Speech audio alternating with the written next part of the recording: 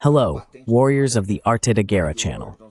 In today's video, we are going to talk about the Ukrainian government's request to the French government for 12 to 20 Mirage 2000 jets, which will be adapted to the F standard for Ukraine. But before we start, I wanted to tell you that I am Commander Robinson Farinas, a Navy Reserve officer, and this is the Arte da Guerra channel, a platform for military, strategic, and geopolitical analysis made by professionals. So if you're new here, subscribe to our channel and give us a like. That said, let's get to today's video. Well, here's what's happening. Vamos ao vídeo de hoje. Bom, o que acontece é o seguinte. A Ucrânia recebeu uma quantidade. Ukraine received an unknown number of F-16 jets from NATO. At most, about 15 might have arrived. We hardly hear about these aircraft anymore. And if they are at risk of moving to another model, it's because when you change the aircraft model, you are actually changing everything. It's a different Air Force. You have to train the pilots, adapt the conditions, check all the aircraft's envelopes, the sensor envelopes, and determine which weapons it can carry. Not everything approved for the previous aircraft is suitable for this new one. So the suspicion some analysts have is that Ukraine has already lost a good part, if not all, of the F-16s it received. Boa parte, se não todos os F-16 que ela recebeu. Bom, se for isso, ou mesmo que não. Well, if that's the case, or even if it's not, it doesn't matter.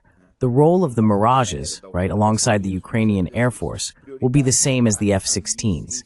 Priority in combating missiles and drones. What happens? If they engage these jets in attacks against fighters and helicopters, they will have to get very close to the front line, and then they come into the sights of Russia's aerial systems. We need to remember that the Mirage has already suffered several losses due to Russian anti-aircraft systems. There was a case in Yugoslavia in 1995, then another in Afghanistan, which is suspected to have been due to Stinger anti-aircraft systems that the Taliban received, or Russian Strela. And there was a case in Yemen as well where they lost to a Strela. In other words, they are already old acquaintances. So this vulnerability exists. Então, assim, essa vulnerabilidade, ela existe e assim, as armas, a defesa aérea que a Rússia. The weapons, the air defense that Russia has deployed on the ground in Ukraine, are much more advanced than those the Serbs had in the Yugoslav war, the Taliban had in the Afghan war, or even the Yemenis, the Ansarullah, had in Yemen. In other words, it is estimated that the number of Mirage casualties will be significant. There are reports that Ukrainian pilots may have already died in accidents in France. We cannot verify this, but there was a report from last year. However, the problems with the Mirage go a bit beyond that. What happens is the following. NATO jets in general are designed to operate on NATO standard runways, which are smooth, debris-free, very regular runways. In short, the school runway, the Nutella runway. Enfim, a pista escola, né? A pista Nutella. Só que as pistas na Ucrânia seguem o padrão soviético. However, the runways in Ukraine follow the Soviet standard, so they are old Soviet standard runways that lack the sophistication that NATO aircraft require. Why? Because Russian aircraft, by nature, are already prepared for more rustic runways. Therefore, the landing gear is reinforced and the turbine is positioned in a way that prevents FAD ingestion, which would be stones and any other debris sucked into the turbine, which, for example, brought down the Concorde in France some years ago. Russian aircraft don't have much of this concern. The very structure of the aircraft is made for this type of circumstance. Western aircraft, not so much. So it may have happened that Ukraine lost some F-16s due to FAD ingestion or the irregularity of the runways. We don't know. Ou, né, pela própria irregularidade das pistas. A gente não sabe. Só que o que acontece é o seguinte. Você pode até. The thing is, you can change Ukraine's aircraft, but the runway will remain the same. That's the truth. And we have an additional problem, which is that since Ukraine won't have time to train operators for these aircraft in a timely manner, it will need to rely on operators from the West. The thing is, these operators usually come from contractors and will charge a lot. That's the truth, because the risk of operating in Ukraine is extremely high. When the Russians are bombing a Ukrainian airport, they don't care if the person there is French, German, Ukrainian, English, whoever it is. they will bomb. We often hear reports of Western technicians, NATO officials, who died because of Russian bombings.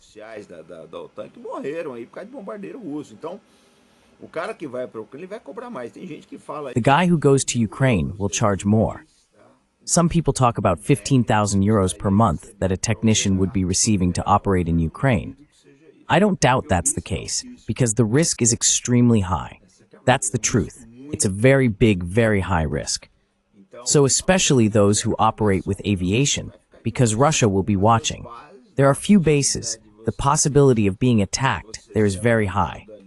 So this is another problem that the Ukrainians have. And the additional problem is also the following. It seems that the case with the F-16 is as follows.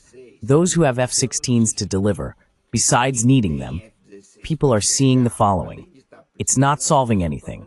I'm going to send my planes there, and it's like drying ice, because it's not solving anything. The F-16s that were talked about so much, was propagated. We don't see results from these aircraft.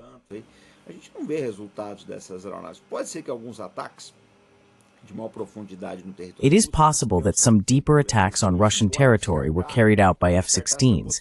We cannot rule out this possibility, but even if they are conducting attacks, it is not achieving the scale or the number of results that Ukraine needs. That's the truth. So, logically, it is to be assumed that the Mirage will not improve things much either, and Ukraine is facing serious problems. It's not just about aviation, it's also about troops. They are not managing to replenish the quality of troops they need. There is a very serious problem with morale and desertions. Troop morale is very low due to the lack of ammunition, low quality of officers and sergeants, and the number of casualties the Russians are inflicting. And another thing we cannot deny. You analyze, for example, an attack in Kursk. Você analisa, por exemplo, ataque em Kursk. Ataque que, em termos táticos, it is an attack that, in tactical terms, has no advantage for Ukraine. The troops being deployed in Kursk, troops, armored vehicles, artillery, mortars, etc., will be missed in Pokrovsk and other regions. And the fact is, and people see this, I am dying here on Russian territory in a situation that will not change anything, will not add anything, and I am needed in other regions of my country. Anyway, the problem is that Ukraine has a very serious, very chronic problem, right? And, in fact, it just needs a finishing touch. If Donald Trump, Russia is not very happy with the proposals that seem to be coming. But if Trump turns his back and stops supporting Ukraine, it will be a debacle. That's the truth. There won't be any Mirage that can solve it. Those Mirages, they are expected to enter service, it seems, in the first quarter of 2025. Let's wait and see.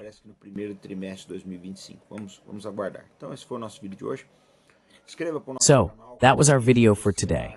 Subscribe to our channel. Comment on what you think about the possibility of these Mirages coming to Ukraine, whether they will make a difference, if they will be better than the F-16s, or if it will be redundant anyway. Give your opinion. It's important for us to know how you are viewing this situation. Also comment on where you are speaking from, your state, your city. We want to know the diversity of the Arte de Guerra audience. Those who can contribute with Super Chat, Super Sticker also help the growth of our channel. For those who want to contribute via Pix, it's here in the video description. We'll be back shortly with other productions, always with responsibility and commitment. And faith in Brazil, folks. See you later. E fé no Brasil, pessoal. Até mais.